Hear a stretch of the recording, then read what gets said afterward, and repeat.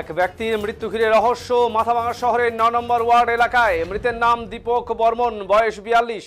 পরিবারের অভিযোগ সে মানসিক অবসাদে ভুগছিলেন। পরিবারের পক্ষ থেকে জানানো হয় রবিবার রাতে খাবার খেয়ে ঘুমোতে যান সোমবার রাতে।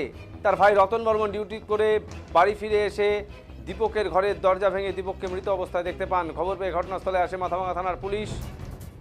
দেহ উদ্ধার করে থানায় নিয়ে আসা হয়। যদিও স্থানীয়দের দাবি মৃত দীপক বর্মনকে তার পরিবারের লোকজন অত্যাচার করত। এই মৃত্যুর ঘটনায় রহস্য ঘনীভূত সংশ্লিষ্ট এলাকায়। ঘটনার তদন্ত শুরু করেছে পুলিশ।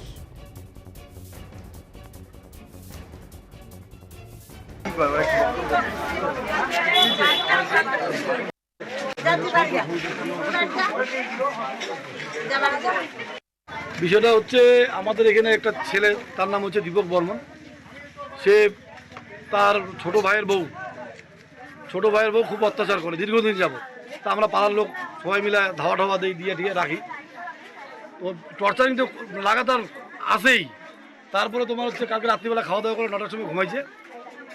বাড়িতে এতগুলো লোক থাকতো, ওর কোনো খোঁজ খবর নিল না। ও ঘরের ভিতরে মহিলা পড়ে আছে।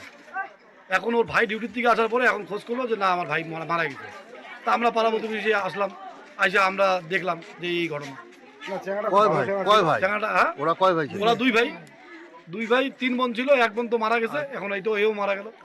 দীপক কি করতো? দীপক কিছু করতো না, ও বাড়িতে থাকতো। ওর অত্যাচারটা কি ওর বউ করতো নাকি ওর ছোট ভাইয়ের বউ? নতুন যে আছে ছোট ভাই, ওর ভাইয়ের বউ। এখন কি মারা গেছে? হ্যাঁ, মারা গেছে। দরজা ভেঙে দেখলো, এখন দরজা ভেঙে দেখলো মারা মহিলা পড়ে আছে।